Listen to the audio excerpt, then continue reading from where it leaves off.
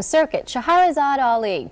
An established writer indeed, Ms. Ali is best known as the author of The Black Man's Guide to Understanding the Black Woman, a very controversial and, if I may say so, a very critical view of life of today's black woman.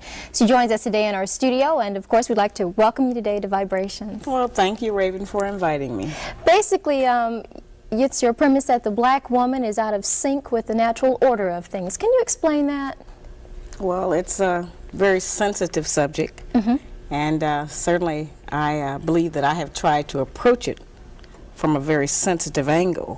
What I have actually said is that the black woman's disrespect and rebellion against the leadership and the authority of the black man is a direct cause of the breakdown in the black family structure. It's not an attack on us as black women.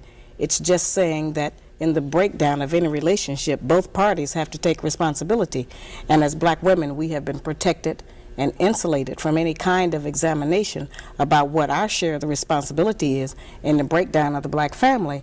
My book represents the first platform, certainly, that the black man has ever had to air his grievances about the black woman, because no one would ever listen to him. They have only listened to us. Can you tell us a little bit about the book itself? What brought you to this point of having to sit down and use your pen to write this book? Well, actually, it was my first book. In 1985, I authored How Not to Eat Pork or Life Without the Pig. And at that time, I was going around doing what I was calling Get Off That Hog lectures. And during my travels, I noted that I would take the microscope and show people how you can't kill the trichina worm in pork by cooking it. Heat was not destroying the worm, and I would show them, the difference, and demonstrate how FDA was now using radiation to try to kill the worms in pork because cooking was not working, which is what we had always been told. And during that time, a lot of black men were in agreement to get off eating pork. They wanted to change their eating habits, and they were happy to find out some information that might possibly save their lives. But it was black women who were the most adamant, who refused to change meal planning techniques, seasoning food, cooking techniques. And so I said, it's interesting. I said, if we are refusing to provide the black man with the proper physical food when we know that food is what sustains life, then what else are we withholding from him? Possibly there are some other areas, emotionally, spiritually, psychologically, that we are affecting his behavior by what we do or what we withhold and refuse to give. And that led me to try to find out. We've always heard that the black man leaves the black family, abandons his woman and children, won't take care of the children, won't work, stays out all night, turns into a drunk, takes drugs. We've heard a lot of negative things. Most of them are true. But I wanted to find out what happens before he gets to that point. What leads up to the breakdown? We've never gone back to try to find out what happens in the relationship between the black man and a black woman that makes him go off and do all of these bad things. To assume that this is just normal, natural behavior for black men would be to assume that he is naturally bad. And I do not believe that the man that God gave to us as a mate is a naturally bad person. And so I wanted to try to examine what goes on with him. What's his side of the story? Did a black man ask you to write this book? Oh, no, certainly not. I think they were just as surprised as black women. Many of them approached the title of the book with a little apprehension because they have not had a champion. We have never had a black woman who actually stood up and said, I'm standing up for the black man's side of the story. We know what our side is, and both sides are true. We have done some very dreadful things to each other. And I don't exonerate black men, which is kind of a misconception that people have. I just say that we know his side. What about our side? And we do have a side. We have adopted some wrong standards. We are judging our men many times by the wrong value system. We are using his children sometimes against him. We have been told that the only benefit that a black man... Queen, it's not just about finding love, it's about building something real. On the Fwayé podcast, we talk dating with purpose, healing with power, and choosing partners who match your peace. Expect truth, growth, and real conversations that lead to marriage. Dating isn't just about chemistry, it's about clarity. If you're tired of surface-level talk, Fwayé is where we go deeper. Love doesn't have to be a guessing game. When you know your worth, you date with wisdom. Join the conversation on the Fwayé podcast, where real talk meets real transformation. Your healing starts here.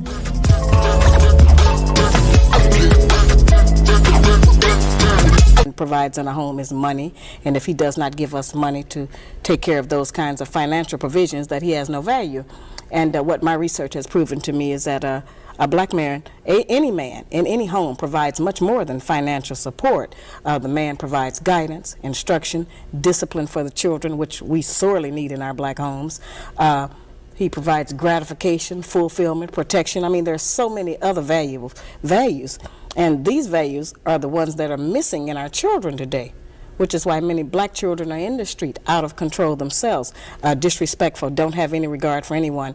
And most of us are scared of them, and everybody else is, because nobody has a way into them to try to gain any control over them. So I maintain that a return to traditional family values, certain clearly defined gender responsibilities for black men and black women in running a home and a relationship will help us to produce a better child. And if we produce a better child, certainly we'll have a better future and a better nation. And saying all of this, and as calling yourself a champion and having, if I may say, the courage to write this book and stand by it, you've caused a stir. This book is very controversial. What are you hearing from public reaction? Well, I don't think that it's an issue among black women about whether or not the book is true or not. The issue is that I was not supposed to tell. These are inside secrets and things that we have never let our men know about. And many times what is that we say? He can't handle me. Well, many times he can't handle us because he doesn't know what it is he's trying to handle. He doesn't understand what motivates us. We have become very adept, many of us, as being able to do something right in front of his eyes and then convince him that that's not what he really saw at all and that it didn't happen. And so we've kept him kind of confused. Excuse me, do you realize that there are many bookstores, and in particular black bookstores, that have refused to carry the Black Man's Guide to Understanding the Black Woman? I think that that's been overblown. Right now, the book is carried in over 5,000 bookstores here in this country and about 2,000 abroad. The book is becoming a bestseller in London. And to date, we only know of 2 bookstores in the entire country who refuse to carry the book. May I tell you that there is at least one in Tallahassee? There may be, but they're lost if they're doing that. The response we got from that book owner was that your book had nothing, absolutely nothing constructive. Was that a woman who gave you those comments? Yes, it was. Oh, how surprising. Okay. Let's talk about some of the things that seem to be upsetting people, or that people are talking there about. certainly have been a lot of things taken out of context. Anyone who's ever looked at me or seen, witnessed some of the talk shows, they actually exploit a lot of issues. They take them out of context. They want to sensationalize them to build up their ratings to have a good show. So I really appreciate this opportunity to just sit down and have a fireside chat about the book. Well, I'm glad you're without here. all the fireworks and everything. You say black women, and I quote you as saying, nag, nag, nag, and that we are essentially responsible for pushing our men away by doing so. A lot of times we take a position because of our own emotional mechanisms. We harass our men too much. We nag our men too much, and we keep his mind and his head so bundled up and bogged down with all of our personal idiosyncrasies about our day-to-day personal relationship with him that a lot of times we don't free his mind up to go out and to plan sanely for our future and for the future of our children. Many of them come to us every day and they almost have to do a wind test. They don't know what's going on. They don't know who they're going to meet because we have a lot of reactions. We tend to think as black women that a successful relationship and one where we're happy is one where everything goes our way. And the first time it goes another kind of a way, then we go into hell, turmoil in our brain, and we start deciding, oh, I've got terrible problems with this man. He won't do what I want him to do. When our men have a side. Let me give that side according to Scheherazade Ali, okay? You say in your book, okay, let's get and I'm quoting Come you, on. okay? The black man in America is the only male on earth, including every continent, who is disrespected by the women in his nation. That's true. This situation does not exist anyplace else among the billions of people inhabiting our planet except here in America. That's right. You're now tuned in to the Fwayé podcast, where love, it's logic, it's passion, it's purpose. This season, we're bringing the heat with licensed therapists, certified relationship coaches, intimacy experts, dating strategists, trauma-informed mentors, and more. Real talk, real experts, real connection, only on Fwayé. Podcast show live on TikTok every night at 7 p.m. Don't miss it.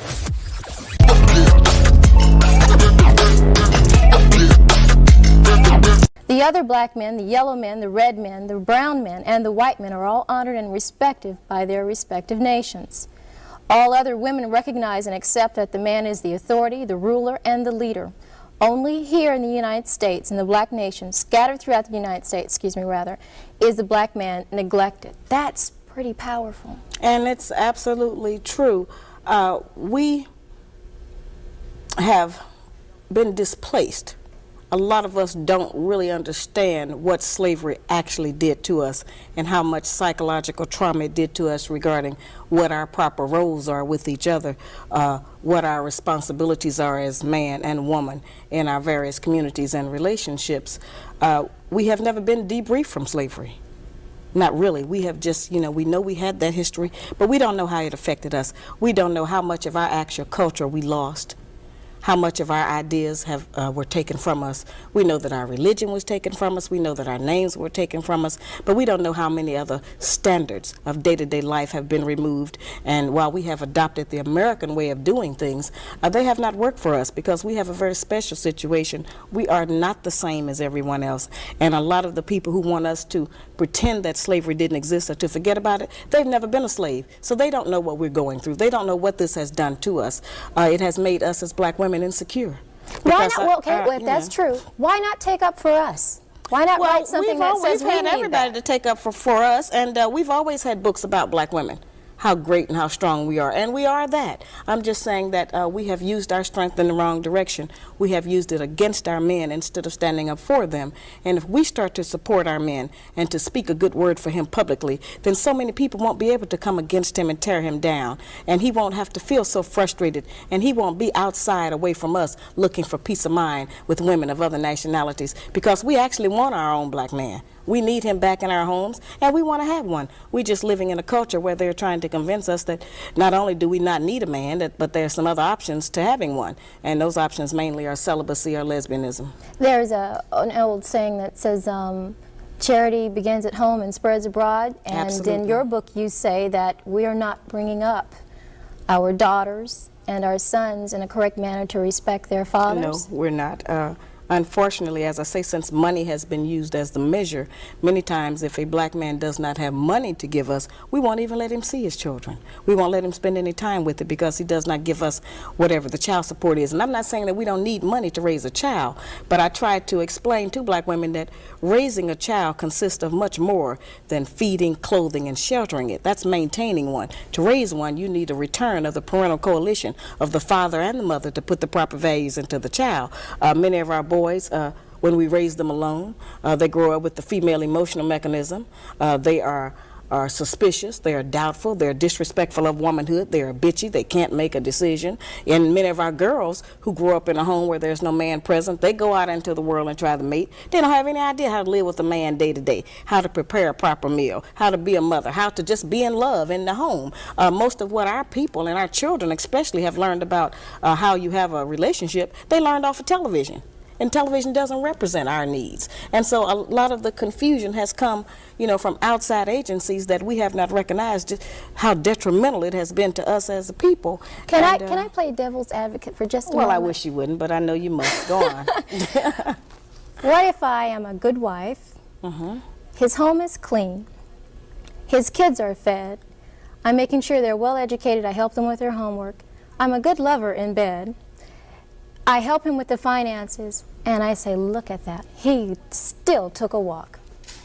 Well, that's something else that's been confused about my book. I advise black men and black women. I certainly tell men that if you are with a woman who you have been with for 5, 10, 15, 20 years, 6 months, 2 weeks, whatever it is, and that woman refuses to cooperate with your ideas, does not want to get with your program of right, whatever it is, then I tell those men, get rid of that woman and get another one. And I tell black women the same thing. If you are with a man that you cannot be in agreement with, then get rid of him and get with a man that you can be in agreement with. If the man you're with is not treating you the way that you want him to, and you feel that you have put in enough time to demonstrate your commitment and your sincerity of efforts to try to make the relationship work, I don't tell people to just stay in that relationship. I'm trying to teach us that we waste a lot of time being angry with each other and being dissatisfied in relationships. Get out of it and get with one where you can be happy. You say that the black woman would like to be a clone of the white woman. Many of us, yes. That's unfortunate. How do you see that? Well, that's something that was almost accidental, I'd have to say. See, the white woman has been the only mentor that we have had of a female. We've seen her every day of our life on television, every magazine, every newspaper, every commercial. You know, it's just been her face, her body, her image, whatever it has been in front of us. And so today we have the results of that. We have black women who are trying to dye their hair blonde, who are wearing blue and green contacts in their eyes, you know, who wear tons and tons of layers of makeup, who have changed their voice, who have hair weaves so they can have flowing long hair blowing in the wind, you know, like Brooke Shields or somebody, you know. And so that's been an accident. And as a result of us doing that, we have also adopted the women's liberation movement goals of wanting to be liberated from the man and have some kind of pseudo-equality, when while that may be true of the white woman and her plight with the white man, that's not really the black woman's business, because we haven't been under the control of the black man for over 500 years. So what do we have to be liberated from him from? Is there something wrong with trying to make yourself look better or more well, appealing? It depends on what standard you're using as being the goal of looking better. You know, if we think to look better is to put on a ton of makeup and have blue eyes, then there's something wrong with that, you know. But if we think that to look better is to certainly get a better spirit in our heart and to work every day to become a better wife, a better mother, better friend, better sister, then those values and attributes alone will make us more beautiful than we are now. How do you feel about the fact that many people accuse you of wanting to see the black woman at a point of submission? Is that where you want to see a black woman in the 1990s? Well, it depends on how you define submission. Those words have a tendency to have a negative connotation for us because of how they were used against us during slavery and what we connect them to. But actually, the kind of submission that I'm referring to just means cooperation and agreement. I don't think that anybody could say that I represent a woman who is subjugated in any kind of way. I don't think that anybody could say that my personality sounds like some man has me somewhere crawling around on the ground or walking 10 paces behind him. So I'm not representing that. I'm representing strength. I'm saying that we have a lot of power. We have power to make heaven and hell for our men. And I'm saying, let's try making heaven. Let's try to build him up. If a man has his woman behind him, he will believe he can do anything. And all we need to do is to get our men to believe that they can do anything. And he'll be able to, you know, do much better than he's doing now and come out of the pitiful condition he's in. As I said, I'm not exonerating him. I'm just saying that all of that strength that we have, let's use it in a more positive way instead of just going for self. You know, nobody told us that all of that being my own person and I'm independent would lead to separation and loneliness. But that's what we had to trade for that. In order to have certain kinds of success, we had to give up the man because we can't find a man who will compete with us on that level. As I said, we say he can't handle us or he's intimidated by the fact I make more money than him. I think that by judging our men on how much money he makes, we have lost a lot of good men. Because as black women, if we decide that all of us are going to just determine whether or not we're going to have a man based on how much money he makes, then won't none of us have no man. But because most black men don't have no money. There are many men Not a lot of money. There are many men out there who don't want a woman. That's absolutely true. Who is not gainfully employed. That's This true. works both ways. And one of the things that I have always explained about that, Raven, is that for my lectures, which you know I do all over the country so I can give black people some ease and take some of the hysteria out of our communities that the book seems to have caused, I have security guards. Not because of black women. We're going to do just what we do. We're going to fuss and we're going to cuss or do a little something, you know. But I have it because of black men. Because the black man's guide to understand the black woman puts the black man on point. And it reminds him what he has allowed to happen to his woman and his family. Many black men become intimidated. They don't want to take responsibility for their women. They don't want the challenge. They don't want to be put on point. So they become overwhelmed. And it's them that go off. That's why I have security. Because most men know that this book puts the black man on point. It just talks about what slavery has done to the black woman, but it's really telling him what he has allowed to happen. Let's go back to the book for just a moment. According to you, there are 3 types of black women. Yeah, they overlap a little bit. Can you yeah. define that just very briefly for us? Well, we have, I kind of number them, I think, as 1, 2, and 3, and I would call them lower class, middle level, and so-called upper class, you know. And we certainly have to acknowledge that we have those levels in our society. We see them every day. That is not a put down to recognize that we have a lower class woman who perhaps lives on the street, who is an alcoholic, a bum, who is outdoors, who is subject to abject poverty as because of a lack of education and proper training and personal hygiene and other kinds of information. She exists, and we need to reach her and try to raise her up differently, because many of these women have children, and we have to be responsible for them. We have the mid-class women who are the number twos, and they're kind of average. They try to do better than the lower level. And then, of course, we have the number 3 class, which is the so-called successful, black woman who is tripping about the fact that she generally has a big job and a credit card or something, But don't you want to see black women accomplish something? Yes, I absolutely do. But if we can't accomplish saving our race, then we have not made an accomplishment. We are looking at our man become endangered. He's already endangered. Over 60% of us are single, widowed, separated, or divorced as of last year. And so we're not together. And there is one monolith in the black community, Raven. If we don't reproduce children, then our nation, our race is going to die out here. And so we sometimes tend to look at black men and say, yeah, they're in this bad condition, and we act like they're going to die out and we're going to live on. But that's not the way it's going to go. If the black man dies, all of us are going to die, because he actually is the backbone of our nation. We can't produce a baby by ourselves, and going into other nationalities still just erases, our nation. And I'm trying to get us not to do that.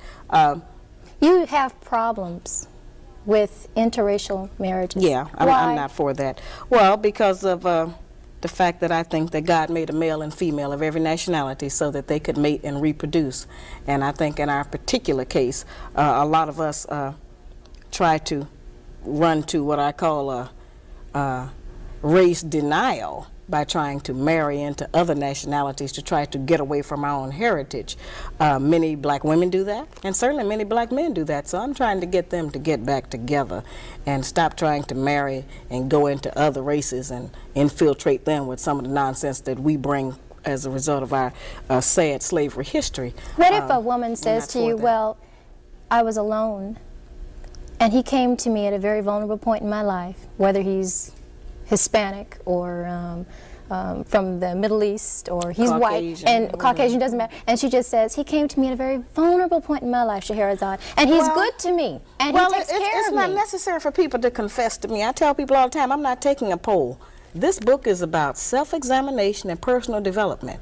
And if after reading this book, she thinks that she is still in the right place, then I don't have any control over that. I'm not out here as a judge. As I said, I haven't set myself up to say I'm the perfect black woman. Everyone should be about me. I have the same problems that all the rest of y'all got. I'm just trying to work with it, and this book is so brutally honest. We've never had anybody just straight talk to us about our personal problems, what happens inside the black home after the door is closed. And we have had a tendency to think that it's some kind of secret, that nobody recognizes, that we don't get along. And we tend to think that somebody is going to pick this book up from some other nationality and think that all black women are like the women that I describe in this book. That's totally impossible, because the things that I describe are visible and they're audible. You can see them, or you can hear them. So nobody's going to mistakenly think you do these things if they don't see them or hear them coming out of your mouth or out of your actions. So there's no danger of people thinking that all of us do this. Scheherazade, there are a lot of women out there who think, you don't like us, you don't like black women. Oh, yes, I do. I love black women. I'm a black woman myself, and I got 5 daughters and 4 sisters, so that would, be ridiculous of anybody to assume that. As I said, we have just never had anybody challenge us on our behavior. We've never had anybody to say, well, let's look at what we do. We know what he does, and he's wrong in a lot of what he does. But his wrongness, his guilt, does not ensure our innocence. We have a share in the problems that we have in the black community. And just because we are dressed up and have a job does not mean that we don't practice some aberrant behaviors that end up infecting our homes and breaking up our relationships with our men and helping to hold him down. That's all I'm saying. So everyone can look at themselves. Every man can look at his own woman. This book has brought a lot of people together. This book has reunited a lot of couples who now understand what happened in their relationship. It's required reading in 15 historically black colleges and 10 white colleges. Everyone must study what slavery did to the black woman. We have never looked at it as an independent study. May I ask you, on what do you base your information? Just research, being a black woman myself, living here in the country, and I interviewed over 3,000 people. I interviewed 379 black men who were married to or dating white women, over 100 black women who were married to or dating white men, and a little over 2,000 black men and over 1,000 black women. And what I found is that we don't have a control group. There was no point in me listing all of their names because we don't have one set of Negroes that we could point at and say, okay, well, this particular group is not affected by slavery. All of us are affected by it. We just have not been able to identify the manifestation of that behavior and be able to trace it back to what the root was and how we got that way. A lot of the behavior we practice because it's trendy, it's popular in this country, and so we think that that's just the thing to do. Do you fault the black man for anything? Yes, absolutely. Briefly, I fought what? him for lying. For lying? Yes. About? All kinds of things. He won't tell us the truth about his life because he knows that we can't handle the truth. And so he will lie to us about his activities and his life because... You're now tuned in to the Fwayé podcast, where love meets logic, and passion meets purpose. This season, we're bringing the heat with licensed therapists, certified relationship coaches, intimacy experts, dating strategists, trauma-informed mentors, and more. real talk, real experts, real connection, only on Fwayé. Podcast show live on TikTok every night at 7 p.m. Don't miss it.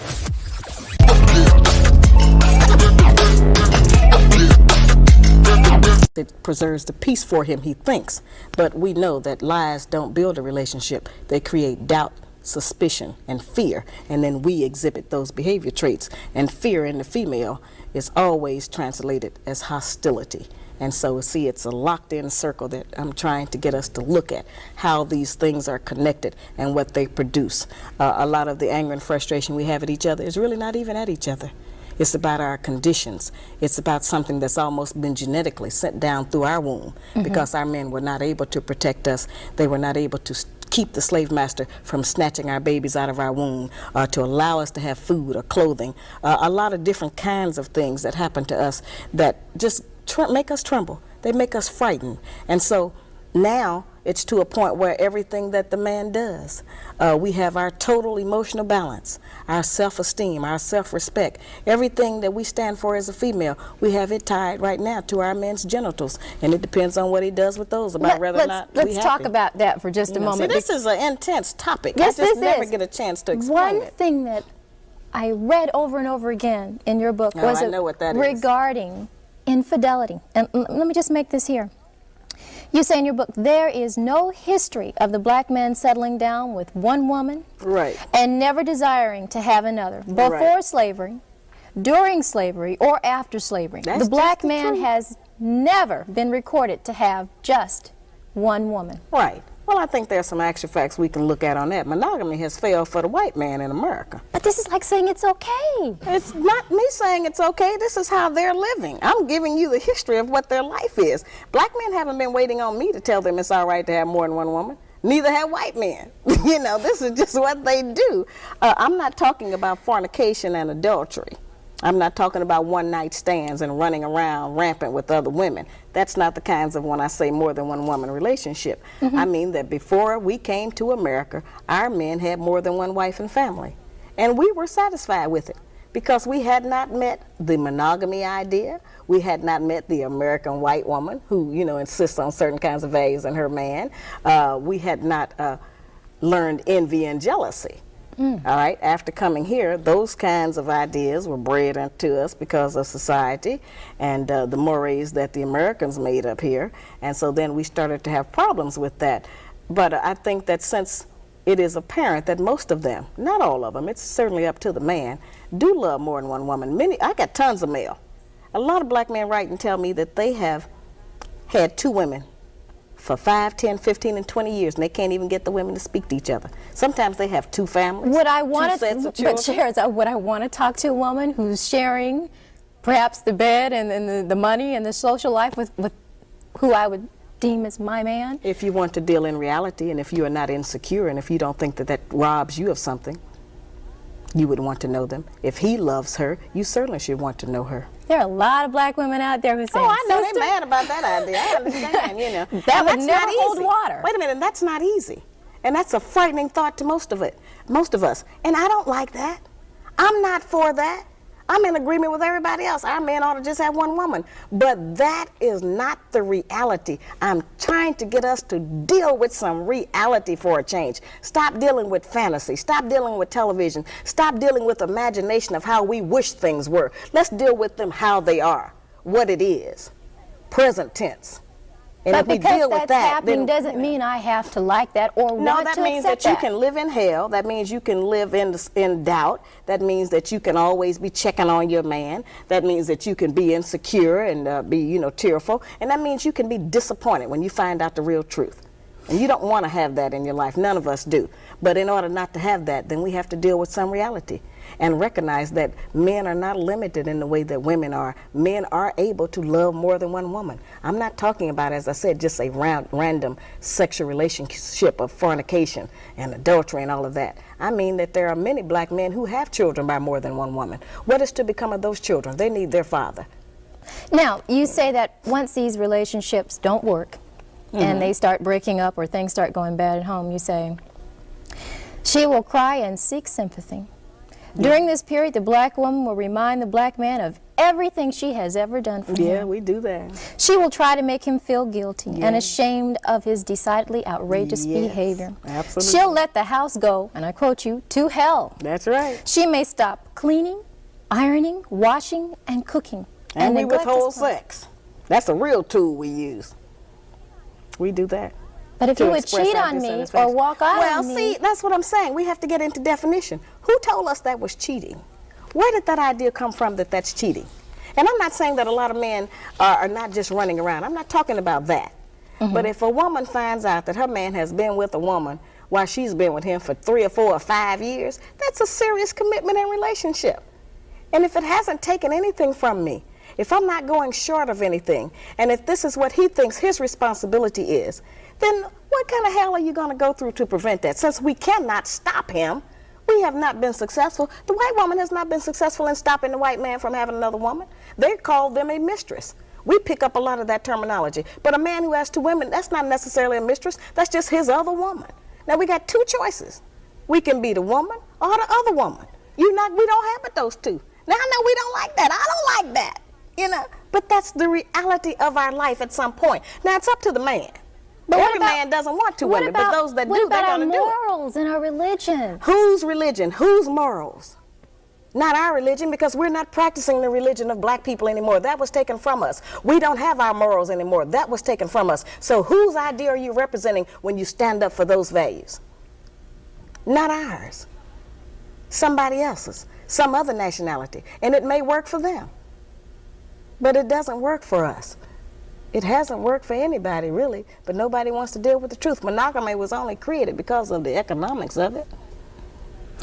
The Black Man's Guide to Understanding the Black Woman has been out for, what, over a year now? March the 20th will be the 1st year anniversary. And for that anniversary, I'm releasing my new video. And the video is called The Black Man's Guide on Tour. And it is exciting. I would assume it's pretty hot. Yeah, it's hot, I tell you. After writing this book, just take a moment before you answer. Okay. Do you regret anything about what you wrote? If you had the chance to do it all over again, would you perhaps soften some of the things that you said? No, that doesn't require any in-depth thought. I've been asked that a lot, of course. No, I wouldn't, because see, we always want some kind of instruction and help to come to us that doesn't affect the status quo. We want somebody to tell us some information or give us some instruction that doesn't require us to change.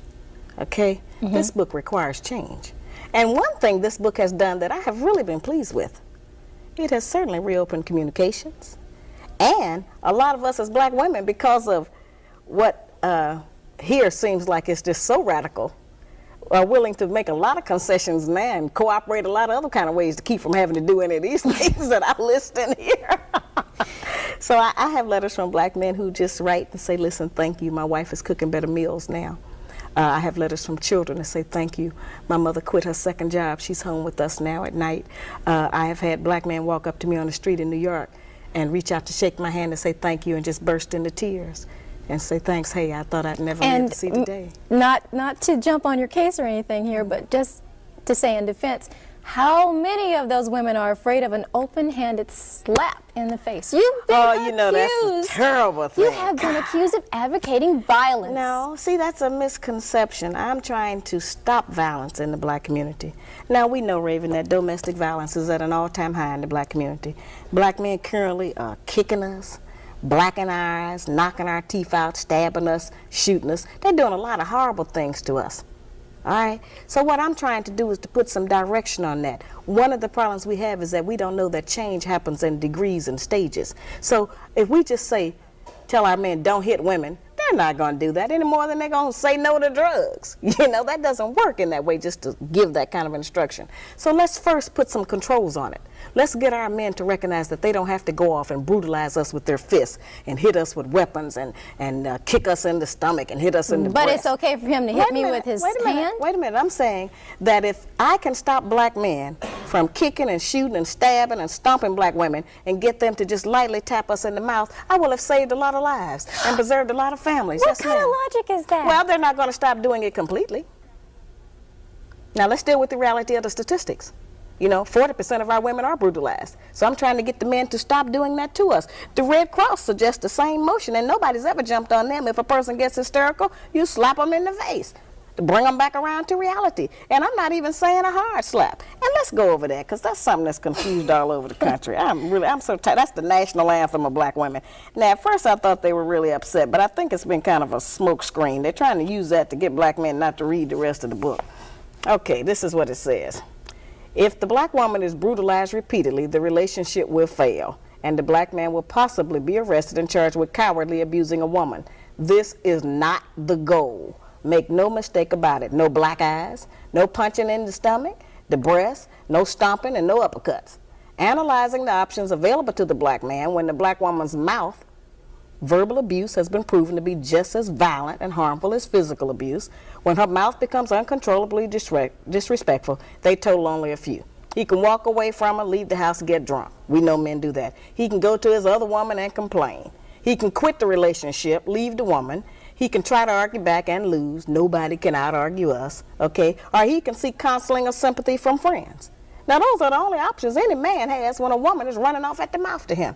Or he can offer her a sound, open-handed slap in the mouth. That doesn't go from point A to Z. There's a lot of other options in there that our men use. I'm just describing what happens. Ordinarily, when he gets to that point 6, it's not a slap, it's a brutal hit with a fist. I'm trying to stop him from doing that to us. And I'm trying to get us to control it differently. No kind of violence should be advocated. Well, that's not advocating violence. The violence is already going on. I'm trying to stop it. I'm trying to put some controls on it. Sherazade, and that's something that people don't understand. You are a mother. Yes, I have 12 children. How would you feel if your daughter called you at 2 a.m. in the morning and said, "Mom, he hit me"?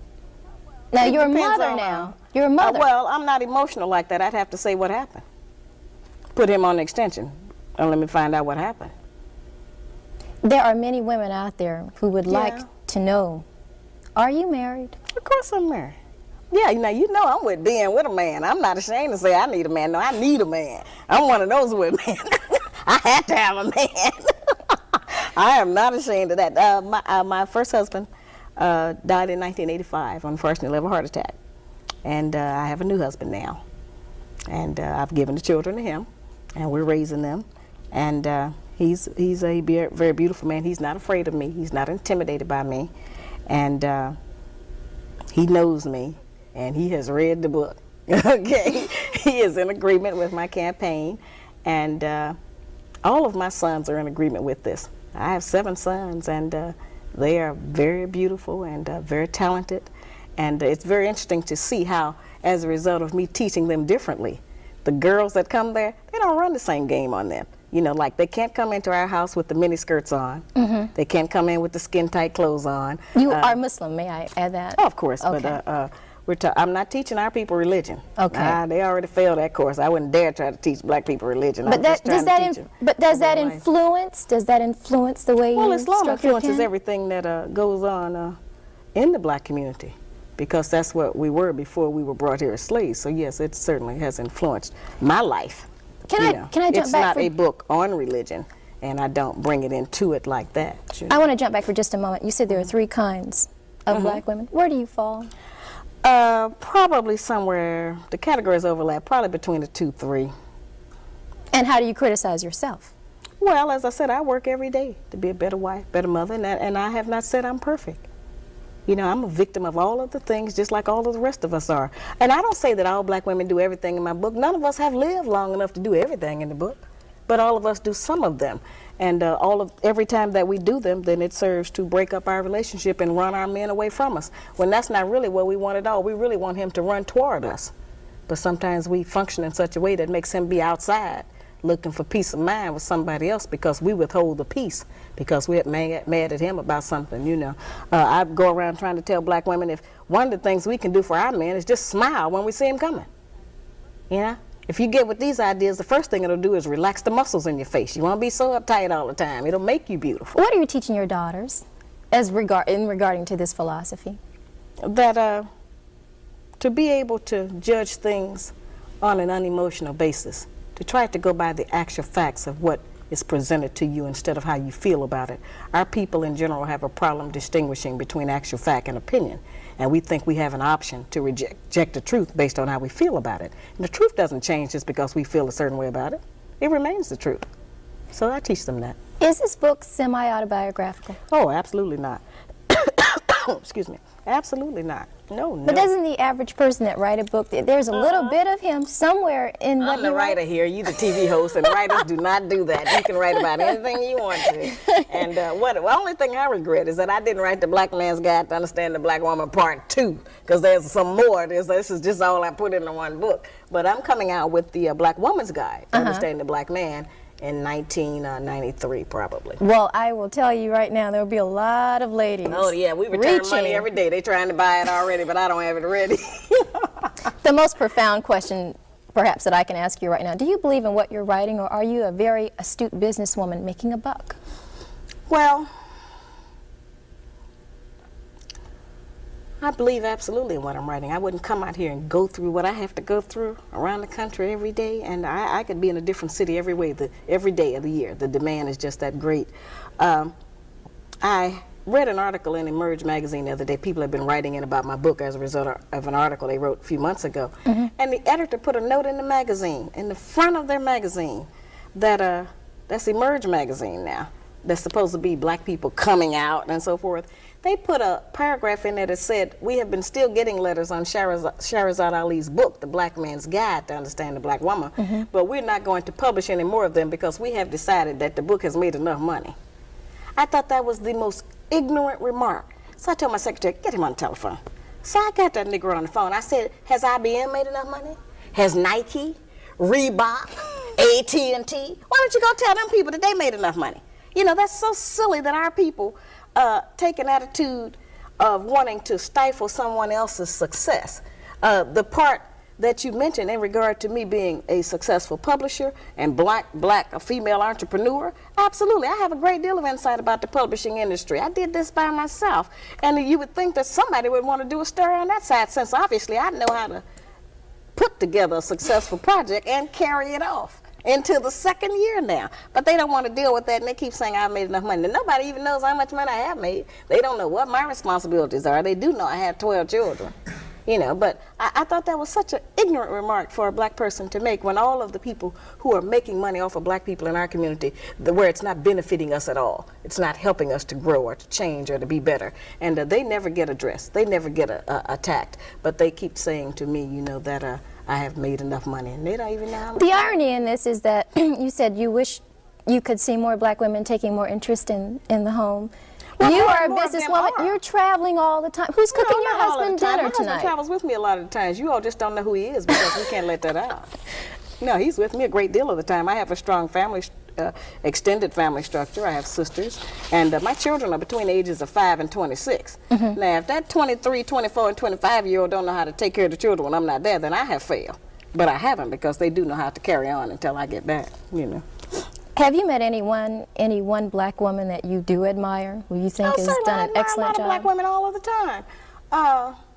Marva Collins. I just made a huge donation to the Marva Collins Preparatory School in Cincinnati in memory of my mother. I've donated to a lot of organizations around the country, you know, to help black children. Mostly that's what I do. I don't donate any money that's going to be used for administrative costs. I don't do that. But if it's going to go directly to the children, I do that. A lot of black women, you know, we've done, as I said, I represent that great strength that we have. I admire you for what you're doing. It takes a lot of courage to bring me in on a television show and let me just talk. A lot of people wouldn't do that, you know, and I wish you success in your career. Thank you very much. After I'm gone. Scheherazade, do you have an opinion of the white woman? Just that she's been an influence on us, and that not intentionally, she's just living her life. She didn't tell us to copy her, you know, but the way the society is set up, we have copied a lot of her ideas, and a lot of the standards she sets for the white man, we have tried to set them for the black man, except all of the things that are required for a man to have to meet those prerequisites, our men are kept from getting. You understand? So it's really a messed up situation, and so we make demands on our men that they just can't produce. You've been on the talk show circuit for quite some time now. 10 months. Do you find that even journalists and the highest degree have trouble remaining objective when they talk to you? Yeah, most of them. In fact, what they do is on the newspaper interviews, they sit there and they're so nice. Oh, they're so wonderful. And then I leave town, and then I get a copy of the story in the mail. Oh God, they roast me alive. You know. You write some pretty powerful stuff. It must be hard to even go in an airport. Well, sometimes. Well, Sometimes. It certainly has allowed me to be recognized. You know, people, because I wear these crowns, you know, they recognize me in a lot of places. But most of the time, which is a story which has never been told, there are so many black women who love me. There are so many black women who, in fact, next week I'll be going to Baltimore. And there's a group there called the Black Women's Consciousness Raising Organization or something. And it's a black women's group of 250 black women, professional women. They have invited me into their convention to be the keynote speaker. May I I say, got black women all over the country who are in support of this project. In fact, I just gave that lecture in Miami, and the man who invited me in was 78 years old. He said he thought he'd never live to see the day that the truth was told about our women. You know, he's a 78-year-old black man who is still in business. He invited me in. Most of the people at the lecture were women. Most of the people who bought 2 and 3 books for their sons were women. Most of the people that bought books for their daughters who were getting married were women. You know, so it's been distorted of who actually is supporting this project. We have 30 million people out here. About 15 million of them have jobs. About 7 million of them can read or have disposable income to buy a book. And I haven't reached the market that I intend to reach in order to actually get this message to penetrate into our communities. The book being required reading is certainly going to help us to face some realities. Our young people want a different life. They don't want the failure that many of us have suffered. They have seen that this has not worked for many of us, and they want something different. They want to find out why they can't get along, why their mating techniques are failing for them, and why they're so frustrated, why there's so much game and nonsense in it. And this book will help them to do that. Scheherazade Ali, it has been a pleasure, may I say, to have you today in our program. Can I just add something for just a moment? I had the opportunity to have lunch with you today. Yes. You are a very personable individual. You Absolutely. are sweet. They just tried to You're make me a monster on television. But can I say that if I didn't know about this book, on a first impression of you, I never would have thought you'd have written that. Well, you may not have. Many of us have some talents that our larger communities can benefit from. You know, if I had met you somewhere, I might not have realized that you were a very popular and dedicated talk show. You're now tuned in to the Fwayé podcast, where love meets logic, and passion meets purpose. This season, we're bringing the heat with licensed therapists, certified relationship coaches, intimacy experts, dating strategists, trauma-informed mentors, and more. real talk, real experts, real connection, only on Fwayé. Podcast show live on TikTok every night at 7 p.m. Don't miss it.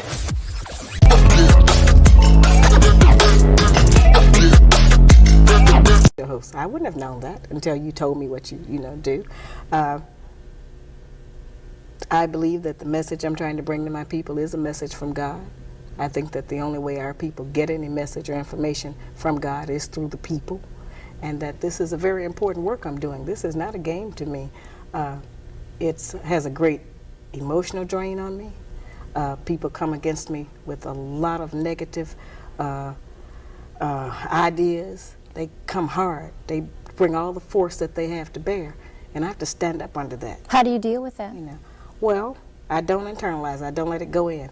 I expected us to have an emotional reaction, and I know that when you have a revolution of social change, the first reaction is emotional, but those people settle down. And so if I have to be the brunt of that in order for them to get to a better life, in order for us to have a better child, then I just have to take that. And of course, my own man has to absorb a lot of what I bring to him. Sometimes, every once in a while, somebody will get through, and they'll say something that'll, just be so penetrating, say, wow, listen at that. But I just don't internalize it, because I know that it's not me they really want to attack. They really want to just not have to take responsibility for their behavior. They don't want anyone to say that's wrong, because most of the negative practices we have, we've been doing them so long, we think that they are right. And so we don't want anybody to come out and say, you're doing that wrong. And we certainly don't want our man to say, that's right, you are wrong. Has this been worse, what you've had to go through, being accosted in airports and practically blessed out on television shows? Anytime I'm accosted in the airport, it's because somebody wants an autograph or they want a book. I mean, I've had an entire basketball team in LA, they want a book or they want an autograph, but it has not been negative. And certainly, as I said, we can always dwell on that one issue in the book that people tried to bring up that's negative about violence. As I have explained, that's not what I was trying to do. And that certainly keeps people from understanding the rest of the book, which is calling on us as black women to bring some of that backboning strength that we have, some of that monumental dedication to the black family, back to making a family. A family is more than a woman and children. A family is a father and a mother and children. You cannot deny, however, that there are many black women who have decided, for whatever reason, to go it alone and are successful in raising children who are not on they're not drugs. Successful. Yes, wait. Let me just make my point now. Who are sending their children to college, that's not who success. run a good home. I keep trying to explain that. Feeding and clothing and raising a child and making sure it's not on drugs and it goes to college, that doesn't guarantee that child any emotional success in their relationships in life. That just means they may be able to get a job. See, we have to look at even what the success standard is that we're talking about. That's not necessarily success. That doesn't guarantee us success.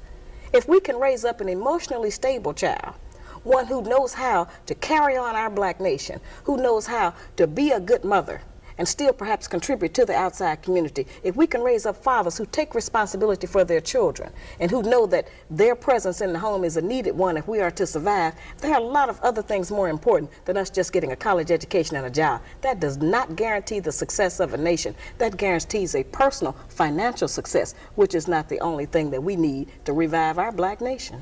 Let's talk about the future just briefly. What's up next for you? The video, The Black Man's Guide on Tour, which is coming out March the 20th. And hopefully by Christmas we'll have it completed. I'm working on a prototype of the Shahrazad doll. And the Shahrazad doll is going to be a little doll with a little lady with a little crown on. And she'll be holding a little black man's guide.